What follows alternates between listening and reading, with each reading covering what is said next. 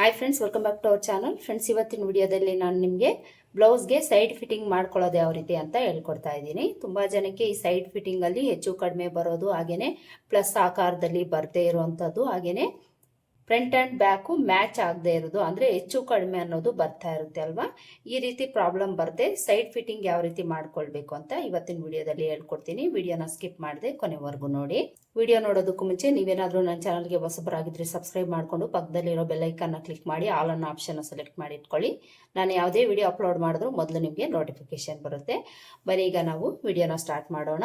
ಇಲ್ಲಿ ನಾವು ಮೊದಲಿಗೆ ಸೈಡ್ ಫಿಟ್ಟಿಂಗನ್ನು ಮಾಡ್ಕೊಳ್ಬೇಕಾದ್ರೆ ಬ್ಲೌಸ್ ಎಲ್ಲ ಫಿನಿಶಿಂಗ್ ಅನ್ನೋದು ಆಗಿರಬೇಕು. ಅಂದರೆ ಸೈಡ್ ಫಿಟ್ಟಿಂಗ್ ಬಿಟ್ಟು ಉಳಿದಿರೋದನ್ನೆಲ್ಲ ನಾವು ಸ್ಟಿಚ್ ಮಾಡ್ಕೊಂಡಿರಬೇಕು.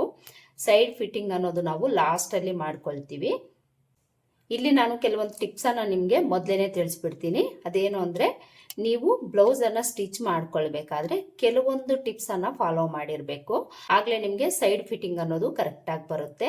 ಪ್ರತಿಯೊಂದು ಸ್ಟೆಪ್ಪು ಸಹ ನಮಗೆ ತುಂಬಾ ಇಂಪಾರ್ಟೆಂಟು. ಅದು ಕಟಿಂಗ್ ಆಗಲಿ ಸ್ಟಿಚಿಂಗ್ ಆಗಲಿ ತುಂಬಾ ಇಂಪಾರ್ಟೆಂಟ್ ಇರುತ್ತೆ. ಕಟಿಂಗಲ್ಲಿ ಮಿಸ್ಟೇಕ್ ಮಾಡಿದ್ದೀರಾ ಅಂದರೂ ಪ್ರಾಬ್ಲಮ್ ಬರುತ್ತೆ. ಸ್ಟಿಚಿಂಗಲ್ಲಿ ಮಿಸ್ಟೇಕ್ ಮಾಡಿದ್ದೀರಾ ಅಂದರೂ ಸಹ ನಿಮಗೆ ಸೈಡ್ ಫಿಟ್ಟಿಂಗಲ್ಲಿ ಪ್ರಾಬ್ಲಮ್ ಅನ್ನೋದು ಬರುತ್ತೆ. ಕಟಿಂಗ್ ವಿಡಿಯೋಸ್ ಏನಾದರೂ ಬೇಕು ಅಂದರೆ ನನ್ನ ಚಾನಲಲ್ಲಿ ಸಿಗುತ್ತೆ. ಹಾಗೆಯೇ ಫುಲ್ ಬ್ಲೌಸ್ ಸ್ಟಿಚಿಂಗ್ ವಿಡಿಯೋಸು ಸಹ ನನ್ನ ಚಾನಲಲ್ಲಿ ಸಿಗುತ್ತೆ. ನೀವೊಂದ್ಸಲ ಚೆಕ್ ಮಾಡ್ಬೋದು. ಇಲ್ಲಿ ನಾವು ಫಾಲೋ ಮಾಡಬೇಕಾಗಿರೋ ಟಿಪ್ಸ್ ಏನು ಅಂದರೆ, ಬ್ಲೌಸ್ ಎಲ್ಲ ನೀವು ಸ್ಟಿಚ್ ಮಾಡ್ಕೊಳ್ಳೋವಾಗ ಸ್ಲೀವ್ಸ್ ಅಟ್ಯಾಚ್ ಮಾಡ್ಕೊಳ್ಳೋದಕ್ಕೂ ಮುಂಚೆ ನೀವು ಕೆಲವೊಂದು ಟಿಪ್ಸನ್ನು ಫಾಲೋ ಮಾಡಬೇಕು. ಅದೇನು ಅಂದರೆ, ನೀವು ಸ್ಲೀವ್ಸ್ ಅಟ್ಯಾಚ್ ಮಾಡ್ಕೊಳ್ಳೋದಕ್ಕೂ ಮುಂಚೆನೇ ಈ ಶೋಲ್ಡರ್ಸನ್ನು ನೀವು ಚೆಕ್ ಮಾಡ್ಕೊಳ್ಬೇಕು. ಎರಡೂ ಸೈಡು ಕರೆಕ್ಟಾಗಿದೆಯಾ ಇಲ್ವಾ ಅಂತ. ಇವೆರಡನ್ನೂ ಚೆಕ್ ಮಾಡ್ಕೊಂಡಾದ್ಮೇಲೆ ಹೆಚ್ಚು ಕಡಿಮೆ ಏನಾದರೂ ಬಂದರೆ ನೀವು ಸ್ಲೀವ್ಸ್ ಅಟ್ಯಾಚ್ ಮಾಡ್ಕೊಳ್ಳೋದಕ್ಕೂ ಮುಂಚೆನೇ ಸರಿ ಮಾಡಿಕೊಂಡು ಸ್ಲೀವ್ಸನ್ನು ಅಟ್ಯಾಚ್ ಮಾಡ್ಕೊಳ್ಬೇಕು. ಹಾಗೆಯೇ ಮೇಯ್ನ್ ಪಾಯಿಂಟ್ ಏನು ಅಂದರೆ, ನೀವು ಚೆಕ್ ಮಾಡ್ಕೊಳ್ಬೇಕಾಗಿರೋದು ಫ್ರಂಟು ಬ್ಯಾಕು ಈ ಸೈಡ್ನ ಲೆಂತ್ ಅನ್ನೋದು ಈಕ್ವಲ್ ಆಗಿ ಇದೆಯಾ ಇಲ್ವಾ ಅನ್ನೋದು ಫಸ್ಟ್ ನೀವು ಚೆಕ್ ಮಾಡ್ಕೊಳ್ಬೇಕಾಗುತ್ತೆ. ಕಟ್ಟಿಂಗಲ್ಲಿ ನೀವು ಮಿಸ್ಟೇಕ್ ಮಾಡಿದ್ದೀರಾ ಅಂದರೆ ಸ್ಟಿಚಿಂಗಲ್ಲಿ ಅಡ್ಜಸ್ಟ್ ಮಾಡ್ಕೊಳ್ಬೇಕಾಗುತ್ತೆ. ಬಿಗಿನರ್ಸು ಮಿಸ್ಟೇಕ್ಸ್ ಅನ್ನೋದು ಮಾಡ್ತಾ ಇರ್ತೀರಾ ಅಲ್ವಾ, ಅಂಥವ್ರಿಗೆ ಹೇಳ್ತಾ ಇದ್ದೀನಿ. ಬೈ ಚಾನ್ಸ್ ನೀವೇನಾದರೂ ಕಟಿಂಗಲ್ಲಿ ಮಿಸ್ಟೇಕ್ ಮಾಡಿದ್ದೀರಾ ಅಂದರೆ ನಾನು ಹೇಳೋ ಈ ಟಿಪ್ಸ್ನೆಲ್ಲ ಫಾಲೋ ಮಾಡಿಕೊಂಡು ನೀವು ಸ್ಟಿಚಿಂಗಲ್ಲಿ ಸರಿ ಮಾಡ್ಕೊಳ್ಳಿ, ನಿಮಗೆ ಕರೆಕ್ಟಾಗಿ ಬರುತ್ತೆ. ಇಲ್ಲಿ ನೀವು ಸ್ಲೀವ್ಸ್ ಅಟ್ಯಾಚ್ ಮಾಡ್ಕೊಳ್ಳೋದಕ್ಕೂ ಮುಂಚೆ ಸೈಡ್ಸನ್ನು ಈ ರೀತಿ ಒಂದರ ಮೇಲೆ ಒಂದು ಹಾಕ್ಕೊಳ್ಬೇಕು. ಈ ಥರ ಒಂದರ ಮೇಲೆ ಒಂದು ಹಾಕ್ಕೊಂಡು ಈ ಎಡ್ಜಸ್ ಏನಿದೆ ಇಲ್ಲಿ ನಿಮಗೆ ಫ್ರಂಟು ಬ್ಯಾಕು ಈಕ್ವಲ್ ಆಗಿ ಇದೆಯಾ ಅಲ್ವಾ ಅಂತ ನೀವು ಚೆಕ್ ಮಾಡ್ಕೊಳ್ಬೇಕು. ಒಂದು ವೇಳೆ ನಿಮ್ಗೇನಾದರೂ ಹೆಚ್ಚು ಕಡಿಮೆ ಬಂದರೆ ಇಲ್ಲೇ ನೀವು ಸರಿ ಮಾಡ್ಕೊಂಡು ಆದಮೇಲೆ ನೀವು ಸ್ಲೀವ್ಸನ್ನು ಅಟ್ಯಾಚ್ ಮಾಡ್ಕೊಳ್ಬೇಕು. ಆಗಲೇ ನಿಮಗೆ ಸೈಡ್ ಫಿಟ್ಟಿಂಗ್ ಅನ್ನೋದು ಕರೆಕ್ಟಾಗಿ ಬರುತ್ತೆ. ಹಾಗೆಯೇ ಸ್ಲೀವ್ಸನ್ನು ಅಟ್ಯಾಚ್ ಮಾಡ್ಕೊಳ್ಳೋವಾಗ ಇನ್ನೊಂದು ಪಾಯಿಂಟು ನೀವು ನೆನಪಲ್ಲಿ ಇಟ್ಕೊಳ್ಬೇಕು. ಸ್ಲೀವ್ಸನ್ನು ನೀವು ಜಾಯಿಂಟ್ ಮಾಡ್ಕೊಂಡಿರ್ತೀರಿ ಅಲ್ವಾ, ಜಾಯಿಂಟ್ ಮಾಡ್ಕೊಳ್ಳೋವಾಗ ನೀವು ಮಾರ್ಜಿನ್ ಅನ್ನೋದು ಎಷ್ಟು ಇಟ್ಟಿದ್ದೀರಾ ಅಂತ ನೋಡ್ಕೊಳ್ಬೇಕು. ಫ್ರಂಟ್ ಸೈಡು ನೀವು ಕಡಿಮೆ ಇಟ್ಟು ಬ್ಯಾಕ್ ಸೈಡಲ್ಲಿ ಜಾಸ್ತಿ ಇಟ್ಟಿದ್ದೀರಿ ಅಂದರೆ ಹೆಚ್ಚು ಕಡಿಮೆ ಅನ್ನೋದು ಬರುತ್ತೆ. ಬ್ಯಾಕ್ ಪಾರ್ಟಲ್ಲಿ ನೀವು ಮಾರ್ಜಿನ್ ಕಡಿಮೆ ತಗೊಂಡು ಫ್ರಂಟಲ್ಲಿ ಜಾಸ್ತಿ ತಗೊಂಡ್ರು ಪ್ರಾಬ್ಲಮ್ ಅನ್ನೋದು ಬರುತ್ತೆ. ಸ್ಲೀವ್ಸನ್ನು ನೀವು ಅಟ್ಯಾಚ್ ಮಾಡ್ಕೊಳ್ಳೋವಾಗ ಫ್ರಂಟ್ ಪಾರ್ಟ್ಗಾಗಲಿ ಬ್ಯಾಕ್ ಪಾರ್ಟ್ಗಾಗಲಿ ಅಂದರೆ ಸ್ಟಾರ್ಟಿಂಗಿಂದ ಎಂಡ್ವರೆಗೂ ಸಹ ನೀವು ಸ್ಲೀವ್ಸ್ ಅಟ್ಯಾಚ್ ಮಾಡ್ಕೊಳ್ಳೋವಾಗ ಮಾರ್ಜಿನ್ ಅನ್ನೋದು ಈಕ್ವಲ್ ಆಗಿರೋ ಥರನೇ ನೋಡಿಕೊಂಡು ನೀವು ಸ್ಟಿಚ್ ಮಾಡ್ಕೊಳ್ಬೇಕು. ಎರಡೂ ಸೈಡು ಈಕ್ವಲ್ ಆಗಿನೇ ಇರಬೇಕು. ನೋಡಿ, ಮಾರ್ಜಿನು ನಾವು 1/2 ಇಂಚು ತಗೊಂಡಿರ್ತೀವಿ ಅಲ್ವಾ, 1/2 ಇಂಚೇ ಇರಬೇಕು. ಅಷ್ಟಕ್ಕೆ ನಾವಿಲ್ಲಿ ಸ್ಟಿಚ್ ಮಾಡ್ಕೊಳ್ಬೇಕು. ಇಲ್ಲಿ ನೀವು ಒಂದು ಕಡೆ ಕಡಿಮೆ ತಗೊಂಡು ಇನ್ನೊಂದು ಕಡೆ ಜಾಸ್ತಿ ತಗೊಂಡಿದ್ದೀರಾ ಅಂದ್ಕೊಳ್ಳಿ, ಆಗ ನಿಮಗೆ ಸೈಡ್ ಫಿಟ್ಟಿಂಗ್ ಮಾಡ್ಕೊಳ್ಳೋವಾಗ ಹೆಚ್ಚು ಕಡಿಮೆ ಅನ್ನೋದು ಬರುತ್ತೆ. ಪ್ಲಸ್ ಗುರುತು ಅನ್ನೋದು ಇಲ್ಲಿ ನಿಮಗೆ ಕರೆಕ್ಟಾಗಿ ಬರೋದಿಲ್ಲ. ಇವೆಲ್ಲ ಪಾಯಿಂಟ್ಸನ್ನು ನೀವು ಸ್ಟಿಚ್ ಮಾಡ್ಕೊಳ್ಳೋವಾಗ ಅಬ್ಸರ್ವ್ ಮಾಡಿಕೊಂಡು ನೀವು ಸ್ಟಿಚ್ ಮಾಡ್ಕೊಂಡಿದ್ದೀರಿ ಅಂದರೆ ಸೈಡ್ ಫಿಟ್ಟಿಂಗ್ ಮಾಡ್ಕೊಳ್ಳೋವಾಗ ನಿಮಗೆ ಆಲ್ಮೋಸ್ಟ್ ಯಾವುದೇ ಥರ ಪ್ರಾಬ್ಲಮ್ ಅನ್ನೋದು ಬರೋದಿಲ್ಲ. ಕರೆಕ್ಟಾಗಿ ನಿಮಗೆ ಫಿಟ್ಟಿಂಗ್ ಅನ್ನೋದು ಬರುತ್ತೆ. ಇದಿಷ್ಟು ನೀವು ಬ್ಲೌಸ್ ಸ್ಟಿಚ್ ಮಾಡ್ಕೊಳ್ಳೋವಾಗ ಟಿಪ್ಸನ್ನು ಫಾಲೋ ಮಾಡ್ಕೊಳ್ಬೇಕು. ಎರಡೂ ಸೈಡು ಸಹ ನೀವು ಈ ಟಿಪ್ಸನ್ನು ಫಾಲೋ ಮಾಡ್ಕೊಳ್ಬೇಕು. ಇದನ್ನು ಗಮನದಲ್ಲಿಟ್ಕೊಳ್ಳಿ. ಈ ಥರ ಸಣ್ಣ ಸಣ್ಣ ಟಿಪ್ಸ್ ಎಲ್ಲ ನಾವು ಫಾಲೋ ಮಾಡಿ ಸ್ಟಿಚ್ ಮಾಡ್ಕೊಂಡಾಗಲೇ ನಮಗೆ ಬ್ಲೌಸ್ ಫಿಟ್ಟಿಂಗ್ ಅನ್ನೋದು ಕರೆಕ್ಟಾಗಿ ಬರುತ್ತೆ. ಈಗ ನಾವು ಈ ಸೈಡ್ ಫಿಟ್ಟಿಂಗ್ ಮಾಡ್ಕೊಳ್ಳೋದಕ್ಕೆ ಯಾವೆಲ್ಲ ಮೆಜರ್ಮೆಂಟ್ಸ್ ತಗೊಂಡು ಯಾವ ರೀತಿ ಸ್ಟಿಚ್ ಮಾಡ್ಕೊಳ್ಬೇಕು ಅಂತ ನೋಡೋಣ. ಮೊದಲಿಗೆ ನಾವು ಫ್ರಂಟ್ ಪಾರ್ಟಲ್ಲಿ ಸೊಂಟದ ಲೂಸನ್ನು ಮಾರ್ಕ್ ಮಾಡ್ಕೊಳ್ಳೋಣ. ನೀವಿಲ್ಲಿ ಸೊಂಟದ ಲೂಸ್ ಆಗಲಿ ಚೆಸ್ಟ್ ಲೂಸ್ ಆಗಲಿ ಮಾರ್ಕ್ ಮಾಡ್ಕೊಳ್ಳೋವಾಗ ಉಕ್ಸ್ಪಟ್ಟಿ ಕಡೆ ಆದರೆ ಉಕ್ಸ್ಪಟ್ಟಿ ಕಡೆನೇ ತಗೊಳ್ಬೇಕು ಅಳತೆ ಬ್ಲೌಸಲ್ಲಿ. ಕಾಜಾಪಟ್ಟಿ ಕಡೆ ಆದರೆ ಕಾಜಾಪಟ್ಟಿ ಕಡೆನೇ ತಗೊಳ್ಬೇಕು. ಅಳತೆ ಬ್ಲೌಸಿಂದ ನೀವು ಮೆಜರ್ಮೆಂಟ್ ತಗೊಳ್ಬೇಕಾದ್ರೆ ಒಂದು ವೇಳೆ ನೀವು ಟೇಪಿಂದ ಅಳತೆ ತಗೊಳ್ತೀರಿ ಅಂದರೆ ಈಕ್ವಲ್ ಮೆಥಡಲ್ಲೇ ನೀವು ತಗೊಳ್ಬೇಕು. ಅಳತೆ ಬ್ಲೌಸನ್ನು ನಾವು ಈ ಥರ ಕಾಜಾಪಟ್ಟಿ ಕಡೆ ಆದರೆ ಕಾಜಾಪಟ್ಟಿ ಕಡೆನೇ ಇಟ್ಕೊಂಡು ಸೊಂಟದ ಲೂಸನ್ನು ಮಾರ್ಕ್ ಮಾಡ್ಕೊಳ್ಬೇಕು. ಟೇಪಿಂದ ತಗೊಳಂಗಿದ್ರೆ ಸೊಂಟದ ಲೂಸಲ್ಲಿ 4ನೇ ಭಾಗನ ತಗೊಂಡು ಇಲ್ಲಿ ಕಾಜಾಪಟ್ಟಿನ ಬಿಟ್ಟು ಮಾರ್ಕ್ ಮಾಡ್ಕೊಳ್ಬೇಕು. ಈಗ ಚೆಸ್ಟ್ ಲೂಸ್ ಮಾರ್ಕ್ ಮಾಡ್ಕೊಳ್ಬೇಕು. ಚೆಸ್ಟ್ ಲೂಸನ್ನು ನಾವು ಅಳತೆ ಬ್ಲೌಸನ್ನು ಕಾಜಾಪಟ್ಟಿ ಕಡೆನೇ ಇಟ್ಕೊಂಡು ಮಾರ್ಕ್ ಮಾಡ್ಕೊಳ್ಬೇಕು. ನೋಡಿ ಈ ಥರ ಇಟ್ಕೊಳ್ಳಿ. ಈ ಥರ ಇಟ್ಕೊಂಡು ಚೆಸ್ಟ್ ಲೂಸು ಎಲ್ಲಿಗಿರುತ್ತೆ ಅಲ್ಲಿಗೆ ಮಾರ್ಕ್ ಮಾಡ್ಕೊಳ್ಬೇಕು. ಟೇಪಿಂದ ಅಳತೆ ತಗೊಳಂಗಿದ್ರೆ ಚೆಸ್ಟ್ ಲೂಸಲ್ಲಿ 4ನೇ ಭಾಗನ ಈ ಕಾಜಾಪಟ್ಟಿನ ಬಿಟ್ಟು ಇಲ್ಲಿಂದ ಮಾರ್ಕ್ ಮಾಡ್ಕೊಳ್ಬೇಕು. ಈಗ ಉಕ್ಸ್ಪಟ್ಟಿ ಕಡೆನ ಮಾರ್ಕ್ ಮಾಡ್ಕೊಳ್ಬೇಕು. ಅಳತೆ ಬ್ಲೌಸಲ್ಲಿ ಉಕ್ಸ್ಪಟ್ಟಿ ಕಡೆನ ತಗೊಂಡು ಈ ರೀತಿ ಮೊದಲಿಗೆ ಸೊಂಟದ ಲೂಸ್ ಮಾರ್ಕ್ ಮಾಡ್ಕೊಳ್ಳಿ. ನಿಮಗೆ ಅಳತೆ ಬ್ಲೌಸ್ ಥರನೇ ಫಿಟ್ಟಿಂಗ್ ಬೇಕು ಅಂದರೆ ನೀವು ಈ ಥರ ಅಳತೆ ಬ್ಲೌಸ್ ಇಟ್ಕೊಂಡೆ ಮಾರ್ಕ್ ಮಾಡ್ಕೊಳ್ಳಿ. ಈಗ ಚೆಸ್ಟ್ ಲೂಸ್ ಮಾರ್ಕ್ ಮಾಡ್ಕೊಳ್ಬೇಕು. ಚೆಸ್ಟ್ ಲೂಸ್ನ ಈ ಥರ ಇಟ್ಕೊಂಡು ಅಳತೆ ಬ್ಲೌಸಲ್ಲಿ ಎಷ್ಟಿದೆ ಅಷ್ಟಕ್ಕೆ ಮಾರ್ಕ್ ಮಾಡ್ಕೊಳ್ಬೇಕು. ಈ ಎಡ್ಜಲ್ಲಿ ಸ್ಟಿಚ್ ಇರುತ್ತೆ ನೋಡಿ, ಮೊದಲನೇ ಸ್ಟಿಚ್ಚು ಇಲ್ಲಿಗೆ ನಾವು ಚೆಸ್ಟ್ ಲೂಸನ್ನು ತಗೊಳ್ಬೇಕು. ಸೊಂಟದ ಲೂಸ್ ಆಗಲಿ ಚೆಸ್ಟ್ ಲೂಸ್ ಆಗಲಿ ಈ ಎಡ್ಜ್ ಸ್ಟಿಚ್ಗೆ ನಾವು ತಗೊಳ್ಬೇಕು. ಈಗ ಬ್ಯಾಕ್ ಪಾರ್ಟಲ್ಲಿ ನಾವು ಸೊಂಟದ ಲೂಸ್ ಮಾತ್ರ ಮಾರ್ಕ್ ಮಾಡ್ಕೊಳ್ಬೇಕು. ಬ್ಯಾಕ್ ಪಾರ್ಟನ್ನು ಈ ಥರ ಫೋಲ್ಡ್ ಮಾಡ್ಕೊಳ್ಳಿ. ಫೋಲ್ಡ್ ಮಾಡಿಕೊಂಡು ಅಳತೆ ಬ್ಲೌಸ್ ತಗೊಂಡು ಇದರಲ್ಲೂ ಸಹ ಬ್ಯಾಕ್ ಪಾರ್ಟನ್ನು ಈ ಥರ ಫೋಲ್ಡ್ ಮಾಡಿಕೊಂಡು ಅಳತೆ ಬ್ಲೌಸಲ್ಲಿ ಎಷ್ಟಿದೆ ಅಷ್ಟಕ್ಕೆ ಮಾರ್ಕ್ ಮಾಡ್ಕೊಳ್ಬೇಕು. ಎರಡೂ ಸೈಡು ಮಾರ್ಕ್ ಮಾಡ್ಕೊಳ್ಳಿ.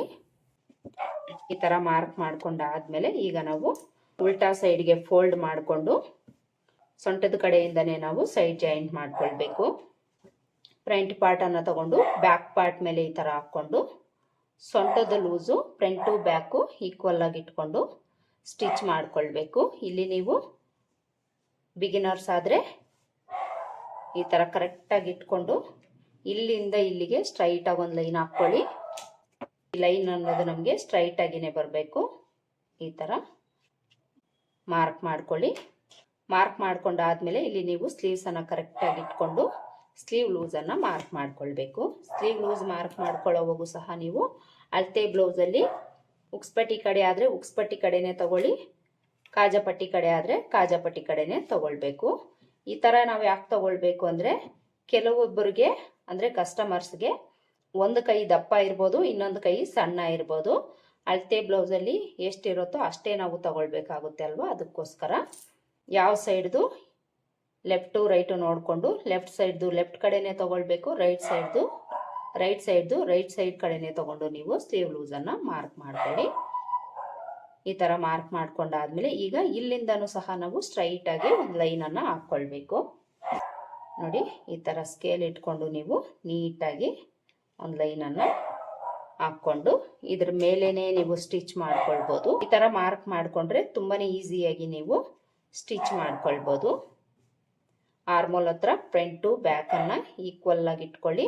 ಒಂದ್ಸಲ ನೀವು ಆರ್ಮೋಲ್ ಲೂಸನ್ನು ಸಹ ಚೆಕ್ ಮಾಡ್ಕೊಳ್ಳಿ. ಬ್ಯಾಕ್ ಪಾರ್ಟಲ್ಲಿನೇ ನಾವು ನೋಡ್ಕೊಳ್ಬೇಕು ಆರ್ಮೋಲ್ ಲೂಸು. ಈ ಥರ ನೋಡಿಕೊಂಡು ಅಳತೆ ಬ್ಲೌಸಲ್ಲಿ ಎಷ್ಟಿದೆ ಅಷ್ಟಕ್ಕೆ ಮಾರ್ಕ್ ಮಾಡ್ಕೊಳ್ಳಿ. ಇಲ್ಲಿಗೆ ನಮಗೆ ಸ್ಟಿಚ್ ಅನ್ನೋದು ಬರಬೇಕು. ಈಗ ಇದನ್ನು ಕರೆಕ್ಟಾಗಿ ಇಟ್ಕೊಂಡು ಒಂದೆರಡು ಗುಂಡ್ಪಿನ್ಸ್ ಹಾಕ್ಕೊಳ್ಳೋಂಗಿದ್ರೆ ನೀವು ಹಾಕ್ಕೊಂಡು ಸ್ಟಿಚ್ ಮಾಡ್ಕೊಳ್ಳಿ. ಇಲ್ಲಿಂದ ನಾವು ಸ್ಟಾರ್ಟಿಂಗು ಎಂಡಲ್ಲಿ ರಫ್ ಸ್ಟಿಚ್ ಹಾಕ್ಕೊಂಡು ಸ್ಟಿಚ್ ಮಾಡ್ಕೊಳ್ಬೇಕು. ಸ್ಲೀವ್ಸನ್ನು ನೀಟಾಗಿ ಸರಿ ಮಾಡ್ಕೊಳ್ಳಿ. ಎಲ್ಲೂ ಲೂಸ್ ಅನ್ನೋದು ಬಿಡದೆ ನೀಟಾಗಿ ಇಟ್ಕೊಂಡು ಸ್ಟಿಚ್ ಮಾಡ್ಕೊಳ್ಬೇಕು. ನೋಡಿ ಇಲ್ಲಿ ನಾವು ಸೈಡ್ ಜಾಯಿಂಟ್ ಮಾಡ್ಕೊಂಡು ಆಯಿತು. ನೋಡಿ ಸ್ಟ್ರೈಟಾಗಿ ನಮಗೆ ಸ್ಟಿಚ್ ಅನ್ನೋದು ಎಷ್ಟು ಕರೆಕ್ಟಾಗಿ ಬಂದಿದೆ. ಇನ್ನು ಬ್ಯಾಕ್ ಸೈಡಲ್ಲಿ ನಾವು ನೋಡ್ಕೊಳ್ಬೇಕು. ನೋಡಿ ಆರ್ಮೋಲ್ ಲೂಸು ನಾವು ಎಲ್ಲಿಗೆ ಮಾರ್ಕ್ ಮಾಡ್ಕೊಂಡಿದ್ದೀವೋ ಅಲ್ಲಿಗೆ ಕರೆಕ್ಟಾಗಿ ನಮಗೆ ಸ್ಟಿಚ್ ಅನ್ನೋದು ಬಂದಿದೆ. ಕಾಣಿಸ್ತಾ ಇದೆಯಲ್ವಾ? ಇಲ್ಲಿಗೆ ನಾವು ಆರ್ಮೋಲ್ ಲೂಸ್ ಮಾರ್ಕ್ ಮಾಡ್ಕೊಂಡಿದ್ದೀವಿ, ಅಲ್ಲಿಗೆ ಕರೆಕ್ಟಾಗಿ ನಮಗೆ ಸ್ಟಿಚ್ ಬಂದಿದೆ. ಇಲ್ಲೂ ಅಷ್ಟೇ ಸ್ಟ್ರೈಟಾಗಿ ಸ್ಟಿಚ್ ಬಂದಿದೆ. ಹಾಗೆಯೇ ಚೆಸ್ಟ್ ಲೂಸ್ ಎಲ್ಲಿಗೆ ಬೇಕೋ ಅಲ್ಲಿಗೆ ಕರೆಕ್ಟಾಗಿ ಸ್ಟಿಚ್ ಬಂದಿದೆ. ಹಾಗೆಯೇ ಇಲ್ಲಿ ನಮಗೆ ಪ್ಲಸ್ ಗುರುತು ಬಂದಿದೆಯಾ ಇಲ್ವಾ ಅಂತ ನಾವು ಚೆಕ್ ಮಾಡ್ಕೊಳ್ಬೇಕು. ನೋಡಿ ಇಲ್ಲಿ ಕಾಣಿಸ್ತಾ ಇದೆಯಾ? ಯಾವುದೇ ಥರ ನನಗೆ ಹೆಚ್ಚು ಕಡಿಮೆ ಅನ್ನೋದು ಬಂದಿಲ್ಲ. ಕರೆಕ್ಟ್ ಕರೆಕ್ಟಾಗಿ ಪ್ಲಸ್ ಆಕಾರ ನೋಡಿ, ಎಲ್ಲ ಜಾಯಿಂಟ್ಸು ಕರೆಕ್ಟಾಗಿ ನಮಗೆ ಕೂತ್ಕೊಳ್ಬೇಕು. ಇಲ್ಲಿ ನಿಮಗೇನಾದರೂ 1 ಪಾಯಿಂಟ್ 2 ಪಾಯಿಂಟ್ ಅಷ್ಟು ಆ ಕಡೆ ಈ ಕಡೆ ಹೋಗಿದೆ ಅಂದ್ಕೊಳ್ಳಿ, ಪ್ರಾಬ್ಲಮ್ ಏನೂ ಇಲ್ಲ.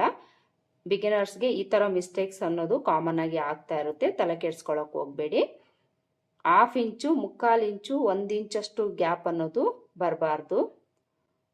1/2 ಇಂಚು 1/4 ಇಂಚು 3/4 ಇಂಚಷ್ಟು ಅಪ್ ಆ್ಯಂಡ್ ಡೌನ್ ಅನ್ನೋದು ಬರದೇ ಇರೋ ಥರ ನೋಡಿಕೊಂಡು ನೀವು ಸ್ಟಿಚ್ ಮಾಡ್ಕೊಳ್ಬೇಕು. ನಾನು ಹೇಳಿರೋ ಪ್ರಕಾರ ನೀವು ಪ್ರತಿಯೊಂದು ಪಾಯಿಂಟನ್ನು ಗಮನದಲ್ಲಿಟ್ಕೊಂಡು ಬ್ಲೌಸ್ ಸ್ಟಿಚ್ ಮಾಡ್ಕೊಳ್ಳೋವಾಗ ಫಾಲೋ ಮಾಡಿಕೊಂಡು ನೀವು ಸೈಡ್ ಫಿಟ್ಟಿಂಗ್ ಮಾಡ್ಕೊಂಡಿದ್ದೀರಿ ಅಂದರೆ ಕರೆಕ್ಟಾಗಿಯೇ ಬರುತ್ತೆ. ನಿಮಗೇನಾದರೂ ಬ್ಲೌಸ್ ಸ್ಟಿಚಿಂಗ್ ವಿಡಿಯೋಸ್ ಬೇಕು ಅಂದರೆ ನನ್ನ ಚಾನಲಲ್ಲಿ ಸಿಗುತ್ತೆ, ಒಂದ್ಸಲ ನೀವು ಚೆಕ್ ಮಾಡ್ಬೋದು. ಈ ಥರ ನಾವು ಒಂದು ಸೈಡ್ಗೆ ಸೈಡ್ ಫಿಟ್ಟಿಂಗ್ ಮಾಡ್ಕೊಂಡಾದ್ಮೇಲೆ ಈಗ ಇನ್ನೊಂದು ಸೈಡ್ಗೆ ಸೈಡ್ ಫಿಟ್ಟಿಂಗ್ ಮಾಡ್ಕೊಳ್ಬೇಕು. ಈ ಕಡೆ ಮಾಡ್ಕೊಳ್ಳೋವಾಗ ನಾವು ಚೆಸ್ಟ್ ಲೂಸ್ ಹತ್ರಕ್ಕೆ ಈ ರೀತಿ ಸ್ಟ್ರೈಟಾಗಿ ಒಂದು ಲೈನ್ ಹಾಕ್ಕೊಳ್ಳಿ. ನೋಡಿ, ಈ ಥರ ಸ್ಕೇಲನ್ನು ಇಟ್ಕೊಂಡು ನೀಟಾಗಿ ಸ್ಟ್ರೈಟಾಗಿ ಒಂದು ಲೈನ್ ಹಾಕ್ಕೊಳ್ಳಿ. ಈ ಕಡೆನೂ ಸ್ಲೀವ್ ಲೂಸನ್ನು ಮಾರ್ಕ್ ಮಾಡ್ಕೊಳ್ಳಿ. ಯಾವ ಸೈಡ್ ಬರುತ್ತೆ ಸ್ಲೀವ್ ನೋಡಿಕೊಂಡು ನೀವು ಅದೇ ಸೈಡನ್ನು ತಗೊಂಡು ಸ್ಲೀವ್ ಲೂಸನ್ನು ಮಾರ್ಕ್ ಮಾಡ್ಕೊಳ್ಬೇಕು. ಮತ್ತೆ ಇಲ್ಲಿಂದ ಇಲ್ಲಿಗೆ ಸ್ಟ್ರೈಟಾಗಿ ಒಂದು ಲೈನ್ ಹಾಕ್ಕೊಳ್ಬೇಕು. ಈ ಥರ ಮಾರ್ಕ್ ಮಾಡಿಕೊಂಡು ಈಗ ಇಲ್ಲೂ ಸಹ ನಾವು ಆರ್ಮೋಲ್ ಲೂಸನ್ನು ಒಂದ್ಸಲ ಚೆಕ್ ಮಾಡ್ಕೊಳ್ಬೇಕು. ಆರ್ಮೋಲ್ ಲೂಸು ಚೆಕ್ ಮಾಡಿಕೊಂಡು ಎಷ್ಟಿದೆ ಅಷ್ಟಕ್ಕೆ ಮಾರ್ಕ್ ಮಾಡ್ಕೊಳ್ಬೇಕು. ಮಾರ್ಕ್ ಮಾಡ್ಕೊಂಡಾಯ್ತಲ್ವ, ಈಗ ಇಲ್ಲಿ ನಾವು ಸ್ಟಿಚ್ ಮಾಡ್ಕೊಳ್ಳೋವಾಗ ಸ್ಲೀವ್ಸ್ ಕಡೆಯಿಂದ ಸ್ಟಿಚ್ ಮಾಡ್ಕೊಳ್ಳೋಣ. ಆಗಲೇ ನಾವು ಸೊಂಟದ ಕಡೆಯಿಂದ ಸ್ಟಿಚ್ ಮಾಡ್ಕೊಂಡ್ವಿ, ಈಗ ಸ್ಲೀವ್ಸ್ ಕಡೆಯಿಂದ ಸ್ಟಿಚ್ ಮಾಡ್ಕೊಳ್ಳೋಣ. ಯಾಕೆ ಈ ಥರ ಮಾಡ್ಕೊಳ್ಬೇಕು ಅಂದರೆ ನಾವಿಲ್ಲಿ ಚೆಸ್ಟ್ ಲೂಸ್ ಅನ್ನೋದು ಈ ಸೈಡೇ ಮಾರ್ಕ್ ಮಾಡ್ಕೊಂಡಿರೋದ್ರಿಂದ ಇಲ್ಲಿಂದನೇ ಸ್ಟಿಚ್ ಮಾಡ್ಕೊಳ್ಳೋಣ. ಈ ಮಾರ್ಕಿಂಗ್ ನಮಗೆ ಕಾಣಿಸುತ್ತೆ ಅಲ್ವಾ, ಅದಕ್ಕೋಸ್ಕರ ಈ ಥರ ಮೊದಲಿಗೆ ರಫ್ ಸ್ಟಿಚ್ ಹಾಕ್ಕೊಂಡು ಸ್ಲೀವ್ಸು ಆರ್ಮೋಲ್ ಹತ್ರ ಕರೆಕ್ಟಾಗಿ ಇಟ್ಕೊಳ್ಳಿ. ಈ ಥರ ಇಟ್ಕೊಂಡು ಇಲ್ಲಿ ನಾವು ಮಾರ್ಕ್ ಮಾಡ್ಕೊಂಡಿದ್ದೀವಿ ಅಲ್ವಾ, ಅದ್ರ ಮೇಲೇನೆ ಸ್ಟಿಚ್ ಮಾಡ್ಕೊಳ್ತಾ ಬರಬೇಕು.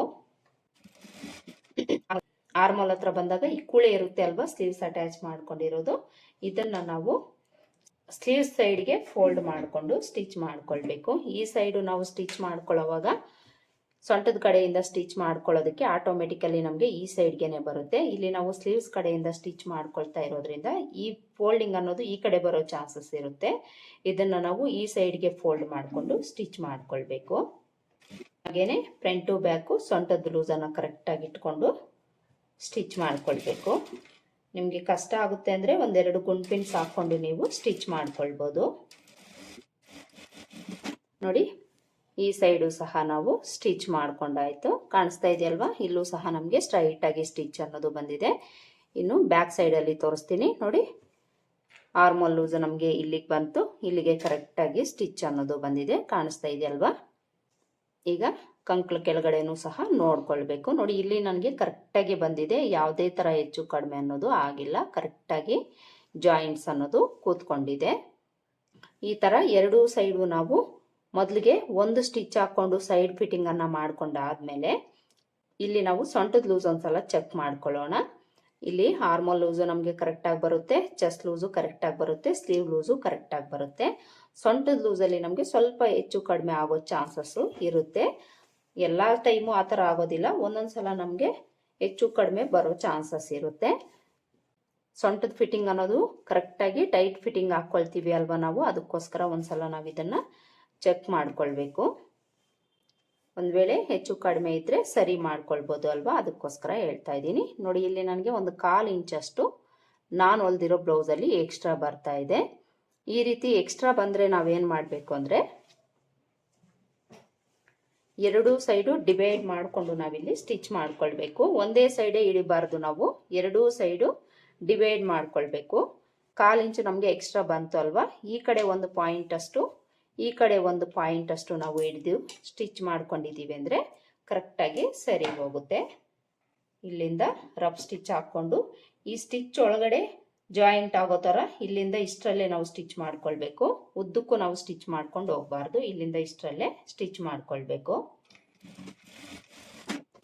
ಎರಡು ಸೈಡು ಸಹ ಒಂದೊಂದು ಪಾಯಿಂಟ್ ಅಷ್ಟು ನಾವು ಸ್ಟಿಚ್ ಮಾಡ್ಕೊಂಡಿದ್ದೀವಿ ಅಂದರೆ ಸರಿ ಹೋಗುತ್ತೆ.